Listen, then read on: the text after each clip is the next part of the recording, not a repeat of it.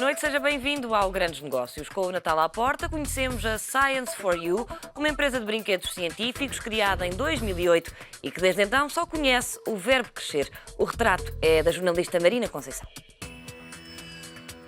A ideia para o negócio saiu literalmente da cartola. Miguel Pina Martins era finalista do curso de Finanças quando retirou de um saco preto um papel que dizia Kit de Física.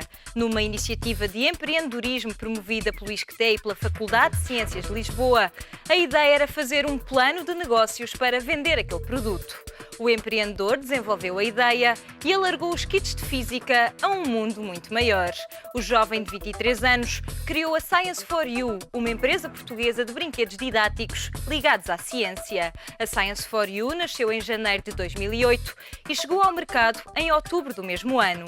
Na altura tinha apenas 8 brinquedos diferentes, agora tem mais de 100. Além da produção, desenvolvimento e comercialização de brinquedos científicos, a Science for You desenvolveu ainda outra área de negócio. A empresa realiza festas de aniversário, campos de férias e cursos de formação, sempre ligados às ciências. Passados apenas 8 meses de estar à venda nas maiores cadeias portuguesas, a Science for You entrou no mercado espanhol.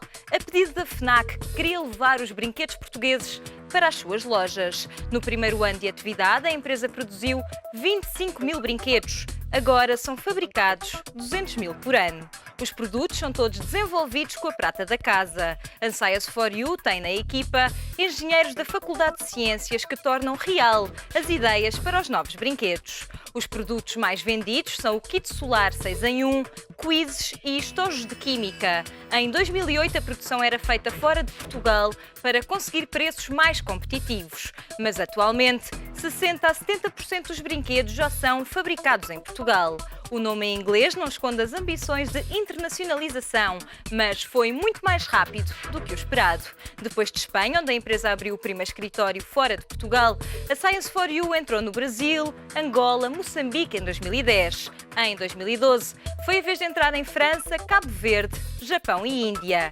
Em janeiro de 2013, a Science for You vai conquistar as crianças polacas com os brinquedos à venda nos supermercados de Jerónimo Martins. Com a entrada em novos mercados, a faturação cresceu exponencialmente. Em 2009, o volume de negócios da empresa foi de 200 mil euros. 3 anos depois, a Science for You vai ultrapassar 1 milhão de euros em faturação. Negócios são negócios. Conhecemos a história desta empresa de brinquedos com Miguel Pina Martins, presidente executivo da Science for You. Obrigada por estar aqui connosco. Fala-nos então um bocadinho da forma como surgiu esta ideia. Vimos aqui na peça que nasceu de facto de um projeto académico. Sim, foi praticamente rifado, como foi dito, e muito bem, porque na altura eu era aluno, tinha 21 anos e era aluno do ISCTE, e na altura a Faculdade de Ciências e o ISCTE tinham uma parceria em que na prática a Faculdade de Ciências dava as ideias e o ISCTE, enquanto escola de gestão, montava os planos de negócio. E eu tive a felicidade e a sorte também de ser um dos alunos que foi escolhido para fazer o projeto de kits de física, na altura como se chamava, não era ainda muito bem brinquedos científicos, porque o próprio brinquedo não surge logo dentro do saco preto de onde foi rifada a empresa. É uma ideia que depois nós acabamos por ter enquanto grupo, tentando fugir um bocadinho àquela ideia inicial que achámos que não era muito viável, por sabermos que os kits de física eram produtos vendidos para escolas e universidades e como sabíamos que o mercado das escolas e universidades não era propriamente um mercado que tivesse a florescer de capital, achámos que era interessante conseguirmos ir para o grande consumo e foi aí que então desviámos para os brinquedos científicos. Tem aqui um percurso um bocadinho diferente, se calhar, do que a maioria dos jovens universitários que saem da universidade e depois acabam por ir trabalhar para outros. E o Miguel saiu e começou logo então a desenvolver este seu negócio, no fundo. Sim, infelizmente, acho eu, pelo menos a minha ótica, acho que ainda temos uma percentagem muito pequena dos jovens que saem das universidades e que vão abrir os próprios negócios. Penso que há uns tempos havia um estudo em que cerca de 40% dos jovens dos cursos de Gestão e Economia tinham como ambição abrir um negócio próprio, mas apenas 0,5% em Portugal efetivavam mesmo essa abertura de negócio nos 2, 3 primeiros anos que acabava o curso. Depois, obviamente, poderiam surgir outras oportunidades. Mas eu penso que realmente deveria existir uma maior informação para os jovens para a possibilidade de abertura de espaços próprios. de espaços próprios, de negócios próprios, porque na realidade existem vários apoios, existem várias entidades a quem se podem socorrer para ajudarem neste processo de abertura de empresas e, pelo menos na minha ideia, acho que devíamos estar um bocadinho mais focados para o empreendedorismo durante o ensino todo, não apenas no universitário, mas naturalmente que principalmente no universitário. E acha que a sua faculdade facilitou precisamente isso, o facto de, se calhar, estar mais voltada para o empreendedorismo? Que papel é que teve aqui a faculdade, no fundo, também neste seu negócio? Não é? A faculdade foi fundamental e começa por ser fundamental logo no facto de ter uma cadeira, que é a última cadeira, que é a cadeira final de curso, que tem como objetivo a criação de um projeto, a criação de uma empresa. Só isso, que muitas vezes não dá em nada, infelizmente a maior parte das vezes não dá em nada, mas só isso quer dizer que existia e ainda existe uma preocupação por parte da academia para preparar os jovens para a vida real, pelo menos para quem queria abrir uma empresa. E só por si é uma gotinha, obviamente, no meio do oceano, mas já é uma cadeira importante para aqueles que querem ser empreendedores. Mas mais importante que realmente essa cadeira é depois o apoio que o Centro de Empreendedorismo, que se chama Audax, que é o Centro de Empreendedorismo do ISCTE, que pode dar a estes jovens. E penso que aí é que é o mais fundamental, penso que aí nesse ponto é que a questão da faculdade pode ser realmente importante, é existir um centro de empreendedorismo que saiba orientar os jovens, dependendo da ideia que têm, para certo tipo de entidades, como os Business Angels, o capital de risco, o próprio microcrédito, entre vários outros mecanismos que existem ao dispor dos jovens empreendedores e não só, dos empreendedores também. E até ter esta ideia, no fundo, à sua frente, alguma vez tinha pensado trabalhar com brinquedos? Confesso que não é propriamente aquela coisa que eu digo que fosse o meu objetivo, não tenho aquela história bonita que muitas vezes os empresários contam, que sempre gostaram muito dos brinquedos e tudo mais. Eu sempre brinquei muito, é um facto, mas eu próprio, tendo em conta a minha formação, confesso que não eram os meus brinquedos preferidos, não eram os brinquedos de ciência, apesar de ter tido muitos brinquedos de ciência, principalmente por influência do meu irmão e dos meus pais também, porque já existia uma preocupação, apesar da oferta na altura ser muito limitada, mas já tinha brincado com esses brinquedos, mas eu sempre, pelo menos, sempre soube muito bem aquilo que queria e sempre se calhar era um bocadinho mais para o monopólio e para este tipo de jogos que envolvesse as finanças e que envolvesse a gestão de dinheiro. Mas independentemente disso, tive a oportunidade de, na minha altura, vivenciar com os jogos e com os brinquedos científicos. Mas mais importante, na minha ótica, pelo menos, que ter brincado com os brinquedos é perceber, e acho que isso já é perceptível para todos, perceber a importância que o brinquedo científico pode ter para as crianças e mesmo para a educação e para o futuro delas.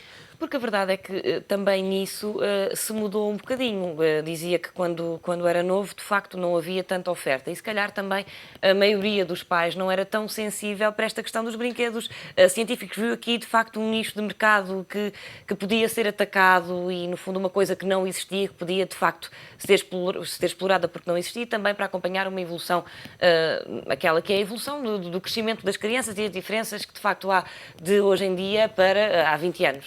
Sim, sem dúvida nenhuma que o evoluir da sociedade e a aposta grande que existe na educação, para o bem e para o mal, ou seja, hoje em dia esta geração que sai é a geração mais bem preparada de sempre de Portugal, porque somos aqueles que têm mais estudos, a percentagem de estudos é mais superior, e isso reflete também na preocupação que os pais hoje têm, e que não tinham se calhar há 20 anos, para a importância do brinquedo educativo. Isto porque o brinquedo educativo é fundamental, e toda a gente já sabe isto, que é fundamental, principalmente o que tem acesso a experiências, para o desenvolvimento das crianças, e tem um papel fundamental a desenvolver, porque já está mais que provado, há muitos anos, que as crianças têm uma capacidade muito maior de aprender e apreender quando estão a brincar, quando estão a experimentar, do que propriamente quando estão a estudar. Para o bem e para o mal, o nosso método de ensino tem várias diferenças, mas ainda é muito semelhante àquilo que existia há 30 anos atrás. Nós continuamos a ter o manual e continuamos a ter que fazer os exercícios que vão no manual e continuamos a levar os trabalhos para casa e continua a ser tudo muito parecido. A experimentação, apesar de ter aumentado, continua a ser muito reduzida. E um exemplo que eu costumo dar e que demonstra realmente que a experimentação é a forma como se consegue aprender melhor, é o facto de toda a gente, de certeza absoluta, que está agora a observar-nos, lembra-se de ter, no seu tempo, ter feito aquela experiência de colocar um feijão num algodão e vê-lo crescer. E é uma das experiências que um dos nossos kits faz. Mas, acima de tudo, temos a percepção que a experimentação permite uma aprendizagem muito melhor do que aquilo que é feito com os manuais, porque ninguém se lembra absolutamente nada do que é que deu na 4ª classe, ou no 5º ano, ou no 6º ano. As coisas vão-se. Enquanto as coisas que são experimentadas, as experiências que nós fazemos, aquilo que nós conseguimos compreender pela observação e pela experimentação, tem um grau de absorção muito, muito, muito superior. E, obviamente, na minha ótica, sou suspeito para falar naturalmente, mas tem que existir uma aposta muito grande por parte da educação em relação a este tipo de conteúdos, em relação à experimentação. E isto não é nada de novo para nós, não é? Nós olhamos para os Estados Unidos e qualquer pessoa que veja um filme dos anos 80 consegue ver que as crianças, na altura, nos anos 80, faziam todos os períodos, no determinado período, tinham uma feira de ciência, onde eram obrigadas a apresentar produtos novos, obrigadas a inventar, a vender, a tudo mais. Ou seja, não só as questões ligadas às ciências, que são muito importantes porque proporcionam aquela questão da experimentação que falei antes, mas também questões de empreendedorismo, que nestas feiras de ciência, apesar de ter a ver com ciência, obriga as crianças a realmente a sair fora da caixa, a ser criativas, a encontrar coisas diferentes, a fazer uma coisa melhor que o colega que está ao lado, olhar para ele e ver que ele está a fazer X e querer fazer Y para conseguir ser melhor. E isso é algo que, infelizmente, pelo menos na minha ótica, existe pouco na nossa sociedade e é uma coisa que não tem custo absolutamente nenhum. Chegar e informar as escolas que deviam fazer uma feira de ciência e não tem custos para ninguém. Isto e outras coisas. É que mudar também um bocadinho a forma como se educa. eu pelo menos acho que sim. Acho que devemos focar-nos muito na experimentação. Se calhar não é desistir porque a educação formal dos livros é muito relevante, mas eu acho que cada vez mais temos que pensar na educação informal. Quantos jovens, a percentagem gigantesca de jovens que chegam ao primeiro ano da faculdade e vai apresentar trabalhos pela primeira vez no primeiro ano da faculdade, que não desenvolve capacidades comunicativas durante o período de escola e a percentagem imensa de jovens que faz isto. Isto é algo que eu quase que me envergonho de dizer, porque nós vemos, mais uma vez, vamos aos anos 80, Estados Unidos da América. Quem é que não conhece um show and tell em que eles são obrigados a ir para a frente dos colegas e a mostrar e a falar de qualquer coisa que lhes tenha acontecido, um objeto especial que tenham em casa, qualquer coisa, que obviamente não tem como objetivo a explicação, mas tem como objetivo estimular as capacidades de comunicação das crianças, porque, como todos sabemos, a comunicação é uma arma fundamental na vida hoje em dia. Quem não sabe comunicar tem muito mais dificuldades em arranjar emprego, a criar empresas, a tudo mais. E são coisas que são, obviamente, de educação informal, porque eles não estão ali a aprender nada de concreto, mas que têm uma percepção, que pelo menos na minha ótica, não posso considerar de forma alguma um especialista, mas do que vejo, acho que falta-nos um bocadinho disto na escola. Depois acabam por ser úteis, não é? Quando começaram, tinham muito poucos brinquedos, hoje, como vimos na peça, já têm mais de 100. No início também os brinquedos não eram fabricados cá, agora a maioria, creio que mais do que a maioria, não é? Já é de facto fabricada em Portugal. Pergunto-lhe como é que foi este crescimento, no início de 6 para mais de 100 brinquedos, de brinquedos feitos fora do país para uma fábrica própria. Fale-nos um bocadinho deste...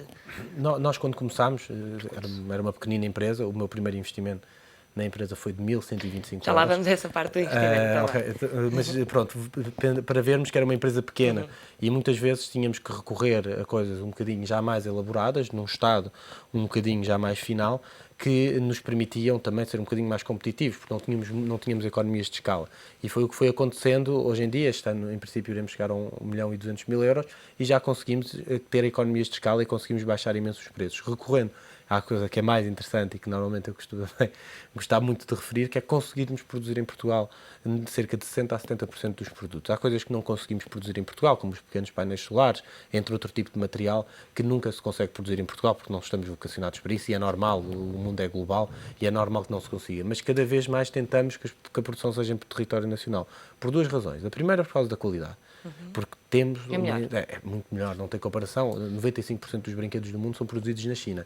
E nós não podemos comparar a qualidade que nós conseguimos fazer aqui com os materiais, obviamente, porque também temos uma política de proximidade de acordo com os nossos fornecedores de moldes, com os nossos fornecedores de cartões, com os nossos fornecedores de papel, que não se consegue ter na China, naturalmente, também. Mas, principalmente, neste tipo de negócio, que estamos a falar de um negócio que é um nicho de mercado dentro de um nicho de mercado. Não estamos a falar de tiragens de 1 milhão, estamos a falar de brinquedos que saem 5.000, 10.000, quantidades relativamente pequenas. Vale muito mais a pena, pelo menos o que temos vindo a descobrir até agora, produzir em Portugal do que ir produzir lá fora. Não só pela qualidade, mas também, incrivelmente, por causa do preço, porque se consegue um preço melhor. Porque, pelo menos neste tipo de tiragens, quando nós estamos a recorrer à China, há sempre muita gente pelo meio. Tem que haver, porque a fábrica não fala inglês, não é? A China profunda, onde estão as fábricas, onde estão este tipo de agentes que têm sempre depois algumas comissões pelo meio, são eles que fazem este tipo de encomendas que são relativamente pequenas para um país como a China. E por isso, todo este tipo de produção, que já é alguma coisa, já tem alguma representatividade, pelo menos para o nosso país, que somos 10 milhões de habitantes, 5 mil a 10 mil brinquedos, já é bastante, é uma boa quantidade para qualquer tipo de brinquedo. E, acima de tudo, consegue-se perceber que é possível produzir em Portugal com muito mais qualidade, com melhor preço e com prazos de entrega muito mais rápidos. Muitas vezes, se calhar, custa-nos um bocadinho acreditar que é possível fazer em Portugal e procurar, e temos essa capacidade de andar à procura de fornecedores nacionais para fazer as coisas, e que foi aquilo que nós tivemos que fazer, porque foi muito mais fácil para nós encontrar fornecedores internacionais. Muito mais fácil. A internet conseguiu-nos levar muito mais rapidamente aos fornecedores internacionais. Dá mais trabalho, mas depois vale a pena. Sim, mas depois vale a pena. Se E calhar, quantas pessoas é que trabalham neste universo Science for You? neste momento preciso que estamos a falar do Natal, que é a nossa época alta, estamos a falar de cerca de 80 colaboradores, mas estamos com 10 espaços comerciais abertos, estamos com um armazém super lotado com cerca de 35 colaboradores e depois ainda temos pessoas que estão no escritório que são os permanentes. Esta é a altura-chave, não é, para este negócio? Esta é a altura fundamentalíssima para qualquer negócio de brinquedos. Em Portugal, infelizmente, porque há outros países que obviamente também é a altura-chave, mas não é tanto a altura-chave como em Portugal. O brinquedo está muito vocacionado para o Natal e as pessoas oferecem muitos brinquedos de Natal e muitas vezes durante o ano limitam-se ao brinquedo para a festa de aniversário e para a festa de aniversário dos amiguinhos e das crianças. Agora sim, vamos então à questão do financiamento. Não foi aos meios tradicionais, se calhar até foi à banca, não sei, pergunto-lhe até se chegou a ir à banca e se depois a banca não acreditou no seu projeto ou se de facto foi logo então para os business angels e para os capitais de risco. Respondendo à pergunta já diretamente, fomos à banca, mas não era o caminho. Eu tinha 21 anos quando comecei o projeto e custava um bocadinho à banca a pedir um aval, uma pessoa que não tinha absolutamente nada, vivia em casa dos meus pais e não tinha absolutamente nada, por isso nunca conseguimos chegar a vias de facto com a banca. Mas também, honestamente, acho que não era o caminho. Acho que o caminho era mesmo o capital de risco e neste tipo de projetos tem que ser o caminho, o capital de risco, porque existe risco. E por isso é que o capital existe e existem meios para o fazer e por isso se não existisse capital de risco também não existia Science for You.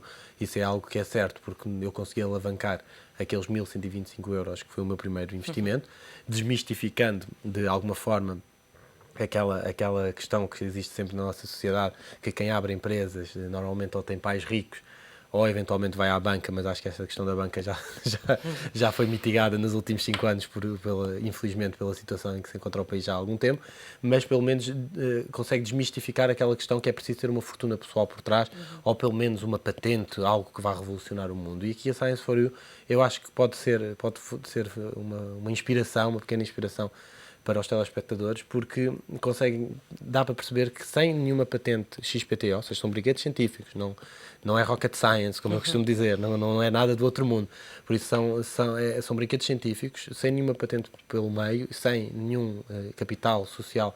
O capital social até era grande, são 50 mil euros, mas pelo menos um capital próprio meu e do investidor principal não era propriamente grande. É possível abrir empresas, é possível ser patrão de si próprio, como as pessoas gostam de dizer, e é possível depois criar emprego posteriormente, porque normalmente tenho uma percepção que se calhar 75% dos negócios morrem no dia em que as pessoas pensam como é que vamos financiar este negócio, em que pensam que vou ter que arranjar dinheiro, onde é que eu vou buscar dinheiro, e que muitas vezes não é só o dinheiro que está em causa, são as próprias vidas das pessoas que têm o seu trabalho, que têm a casa para pagar, que têm os filhos para pagar a escola, ou seja, não é só a própria vida. E eu ali, para o bem e para o mal, com 21 anos, não tinha muito a arriscar, tinha estado na banca de investimento 4 meses e achei que aquilo não era a minha vida, não era aquilo que eu queria fazer para a minha vida e pensei, bem, se não é agora que eu mudo, bem, então quando é que eu vou mudar, não é?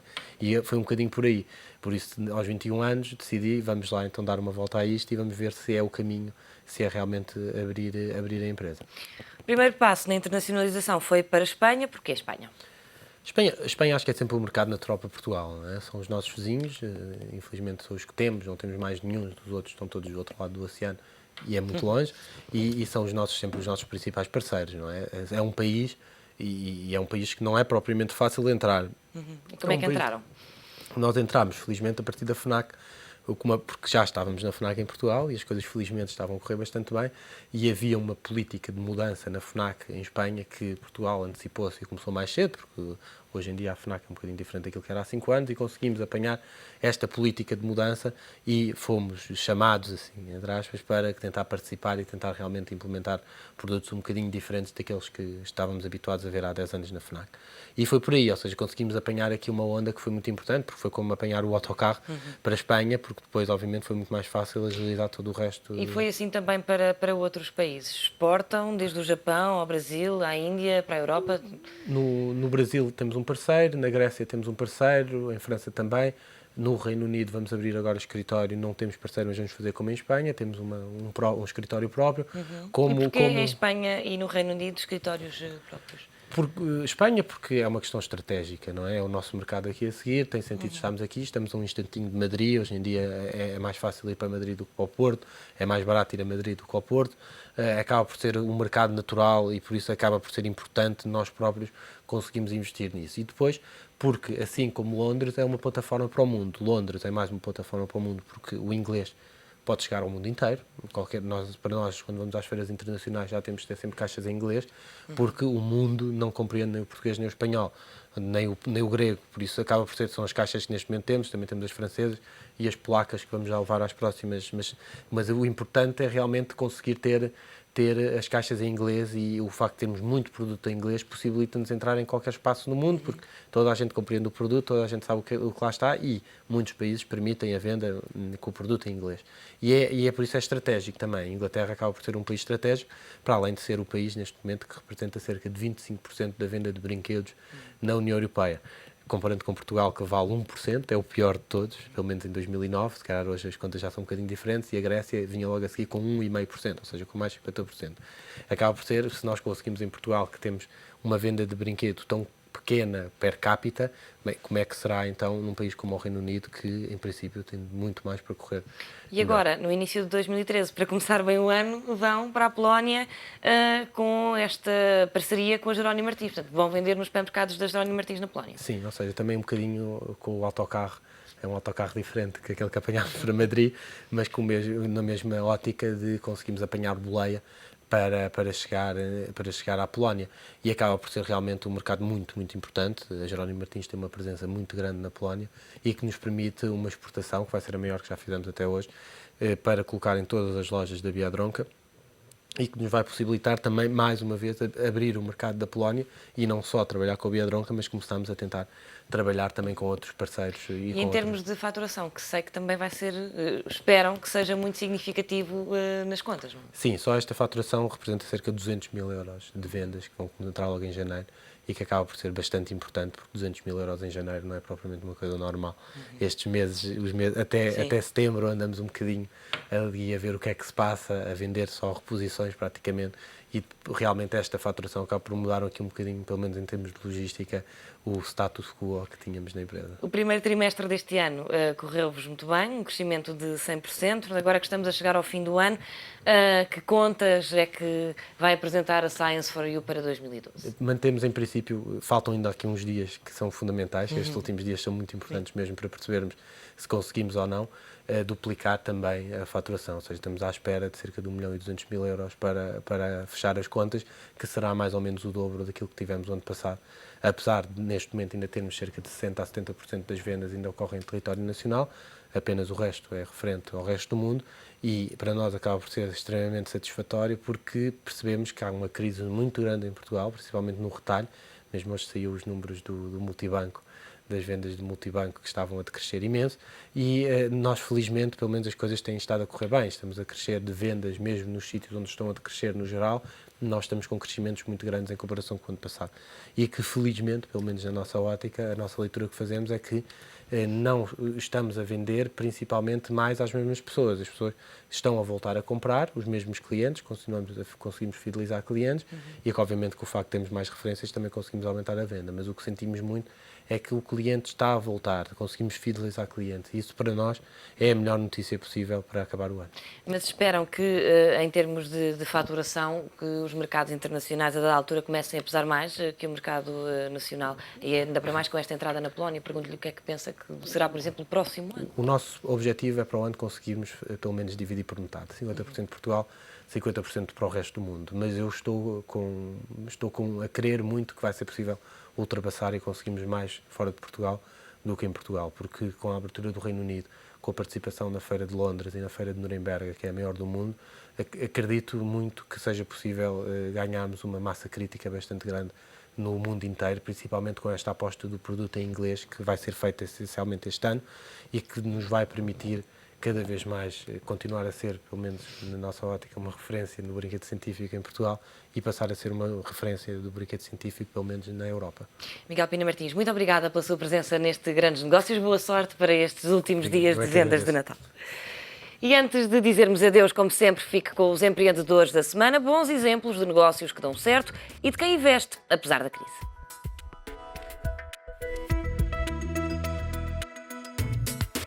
O nosso objetivo principal, e sendo a Amway e consideramos uma incubadora de empreendedores em termos de negócio, através da nossa oportunidade Amway, é importante conhecermos o mercado, sabermos quais são os objetivos, como é que a nova geração olha para o futuro e também como é que as pessoas estão abertas em termos do empreendedorismo no mercado. Os portugueses não têm medo do empreendedorismo.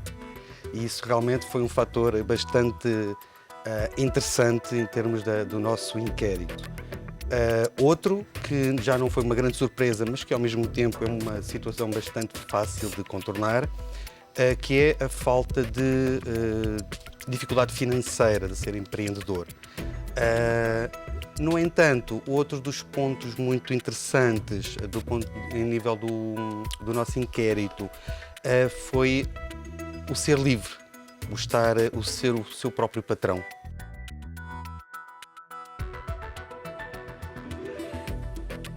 Havia uma lacuna, chamemos assim, em Portugal, de uma pastelaria portanto, americana, e então decidimos, portanto, trazê-la para Lisboa.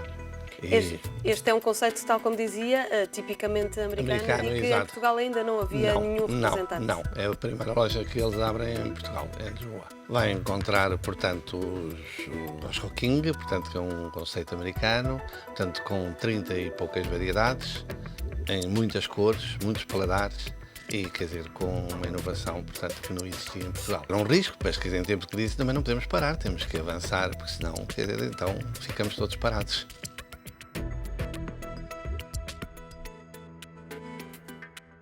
Começámos do zero com uma empresa em 2002, mas o grupo efetivamente existe desde 2008.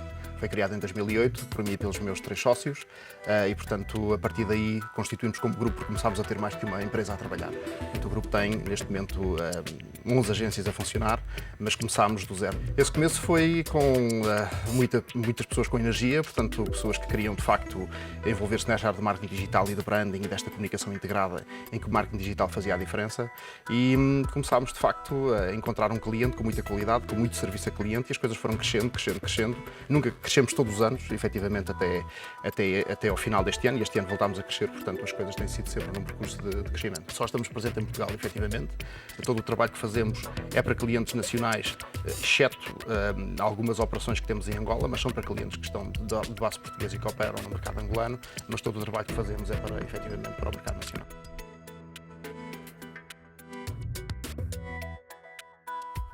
E pretendemos exatamente aquilo que foi o que teve na sua origem, que é contribuir para a divulgação do ecossistema empreendedor e, ao fim e ao cabo, com a questão com a análise perspectiva, que é sempre um painel específico nestes encontros, temos em vista contribuir para dar algumas pistas àqueles que são empresários, que desenvolvem a atividade empreendedora, poderem ter perspectivas daquilo que vai ser a economia, nomeadamente no próximo ano. Todos os atores que compõem o ecossistema empreendedor português já existem em Portugal, quer ao nível das infraestruturas de apoio à inovação e ao empreendedorismo, como são o caso de incubadoras, parques tecnológicos, aceleradoras de empresas, assim como a vertente financeira, dado que Portugal tem hoje em dia bastante dinheiro disponível para investir em startups. Agora, o que falta é dar a conhecer à sociedade civil em geral e àqueles que são empreendedores e potenciais investidores em particular, a existência deste ecossistema, algo que ainda não foi feito e que nós continuamos a batalhar através da realização deste tipo de eventos.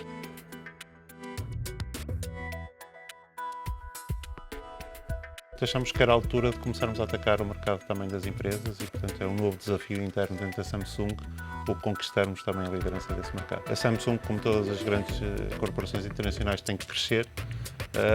Sentiram que já não tinham mais por onde crescer na parte dos consumidores, então decidiram virar-se para as empresas? Na parte dos consumidores, o crescimento já começa a ser difícil, porque já somos líderes incontestados em várias áreas. Eu posso lhe dizer que em Portugal somos em 11 áreas de produto, somos líderes em algumas com mais de 50% de cota de mercado.